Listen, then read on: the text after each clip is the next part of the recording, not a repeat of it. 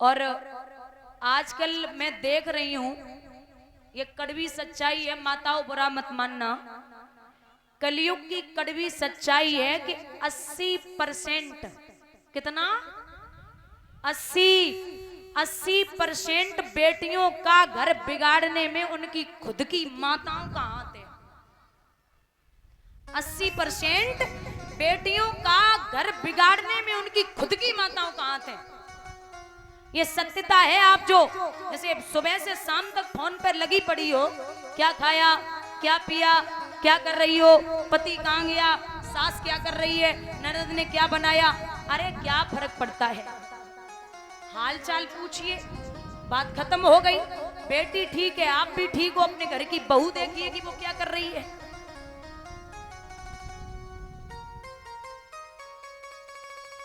कुछ लोग होते बिटिया को विदा करेंगे तो बोलेंगे जा बिटिया तू चिंता ना कर, अगर कोई ससुर जेठ या पति कुछ भी बोले तो हमें फोन कर दिए, हम 200 राइफलें लेके आए जी। और कुछ तो पिता ऐसे होते, कुछ तो पिता ऐसे होते हैं, बोलेंगे जा बिटिया ससुराल पक्ष वाले अगर लड़ाई करे तो तू फांसी लगा लिए, आग लगा लिए, सबको जेल में डरवाई दी, हम सबे जेलों को मुंह दिखाई दिया, उनसे 40-50 लाख रुपया और ले लिए। कहाँ फर्क पड़ रहा। बेटियों को ये नहीं सिखाना है, उनको ये सिखाइए कि बेटी अगर ससुराल जाना है तो 4 बर्तन हैं, उनके खटकने से आवाज होगी। एक बड़ा प्यारा माता उदाहरण देती हूं। एक सेठ जी थे, उन सेठ जी के एक बिटिया थी। तो बिटिया जब तक छोटी रही तब तक तो कोई 2 बातें कहता 4 पकड़ा देती, कोई 4 बातें कहता 6 पकड़ा देती। लेकिन धीरे धीरे जब बड़ी हुई तो सेठानी बोली महाराज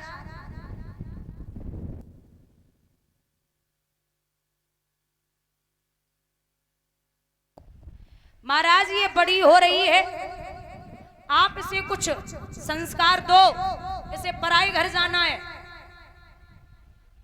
सेठ जी बोले हमारी बिटिया बहुत प्यारी है, तुम टेंशन ना लो, जावेगी तो मैं दास दासियां नौकर चाकर पैसा धन सब दूंगा।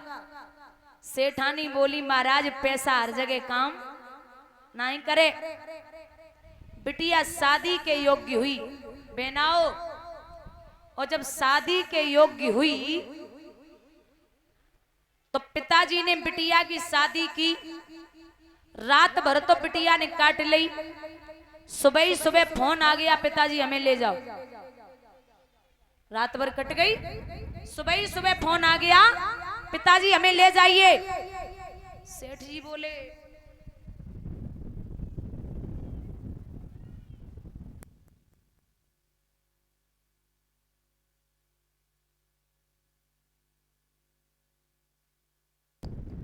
कल विदा की और आज ले जाऊं? बोले हाँ अगर भोजन कर रहे हो तो पानी यहीं पीना के हमें ले जाइए। अब पिता तो पिता होता है, बेटी को लेने पहुंच गया। समधी से कहा नमस्ते, नहीं बोले। समधिन से कहा प्रणाम करता हूं, वो भी नहीं बोली। सेठ जी बोले बिटिया को लेवे को आए ले जाए का? समधिन बोली कल को ले जाए वाले अबे ले जाओ, हमें ऐसी बहू के साथ नहीं रहना जो पल पल पे जवाब देती हो। बिटिया को सेठ जी ने लो और लेके चले। सो जैसे ही मायके में पहुंचे बिठाई लो लाडो, सब कुशल मंगल है? बोले हाँ। क्या खा कुशल मंगल है? क्या हुआ लाडो? वो ससुराल कैसी है? बिटिया बोली वो ससुराल है, अरे 1 नंबर का नरक है नरक। अच्छा ससुर कैसे हैं? बोले ससुर 1 नंबर के राक्षस। सास कैसी है? बोले सास 1 नंबर की डायन। ननद कैसी है? बोले ननद 1 नंबर की चुगलखोर। अच्छा देवर कैसा है? बोले देवर 1 नंबर को आवारा। जेठ कैसा है? बोले जेठ की कछु मत पूछो, एक नंबर का धूर्त मूर्ख। सब गलत है? बोले हाँ सब। तो बोले छोड़, पति तो ठीक होगा। बिटिया हाथ जोड़ के बोली, एक नंबर को यमराज, मुझे ससुराल नहीं जाना, कुछ भी हो जाए। सेठ जी बोले तो तुम यहीं रहो, यहीं रुको, हम ये सोचेंगे कि हमारे 2 बेटियां थी,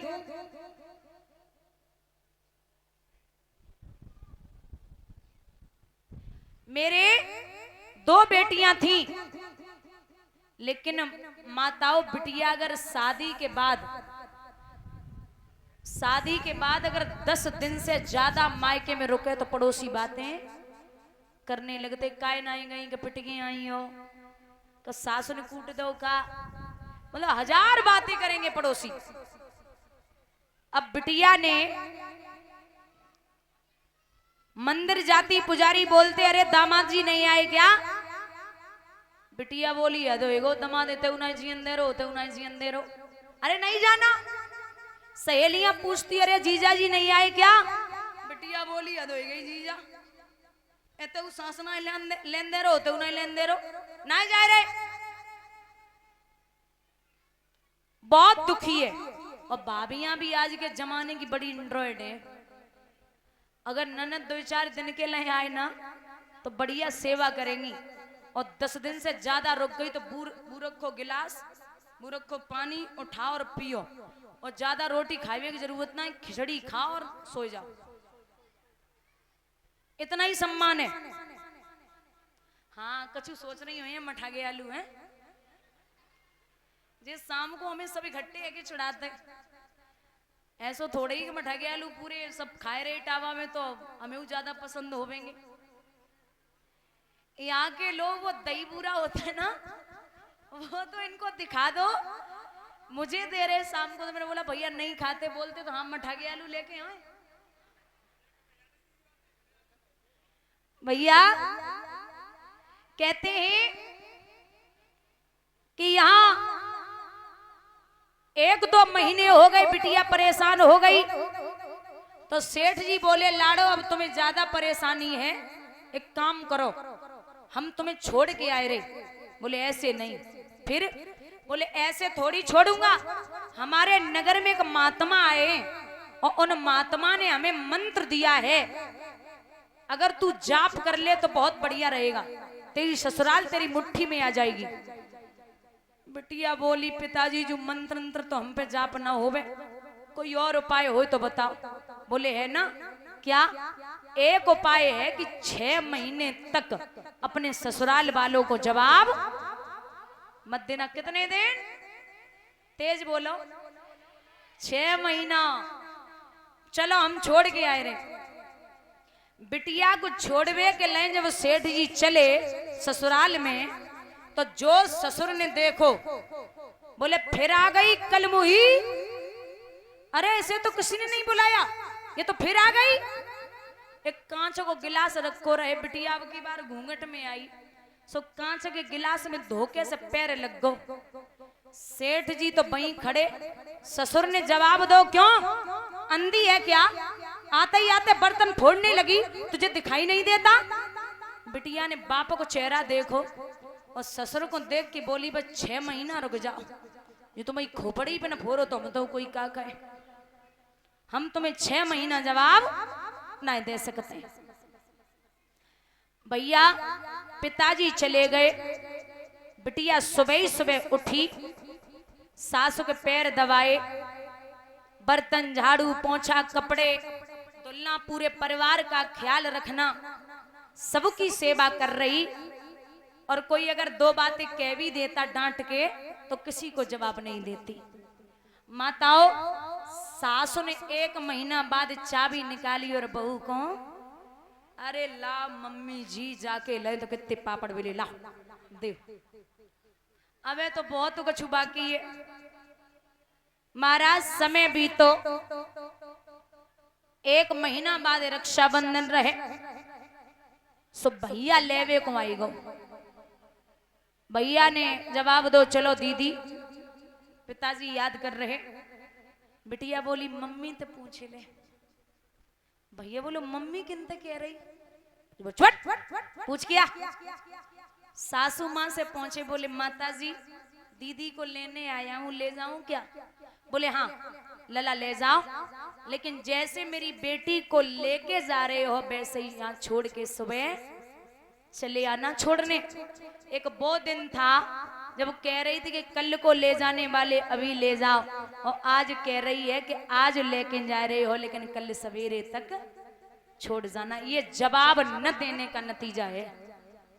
झुकना सीख लोगी तो रिश्ते अपने आप बनेंगे। और सुना होगा अगर अपनों से झुकने से अपने अपने हो रहे हैं तो फिर आपको झुकने में देरी नहीं करनी है। कोई अगर अपना रूठ जाए तो आप थोड़ी देर के लिए उससे बोल दो कि हमसे गलती हुई है, मुझे माफ कर दो, कुछ नहीं बिगड़ा जा रहा। तो सेठ जी के पुत्र जब लेके पहुंचे, बिटिया को बिठायो सेठ जी ने, बोले आओ लाडो, नरक ससुराल कैसी है? बिटिया बोली पिताजी वो नरक नहीं वो तो स्वर्ग है। अच्छा राक्षस ससुर कैसे हैं? बोले वो हमारे पिता हैं।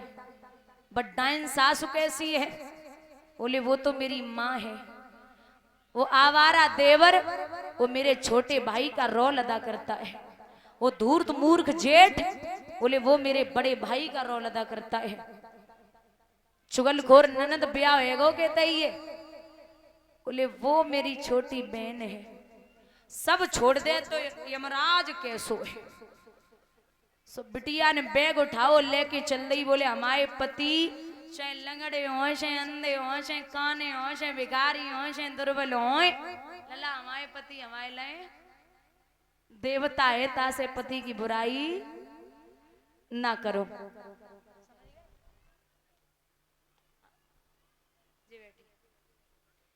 जवाब दो, पति की बुराई नहीं करनी है।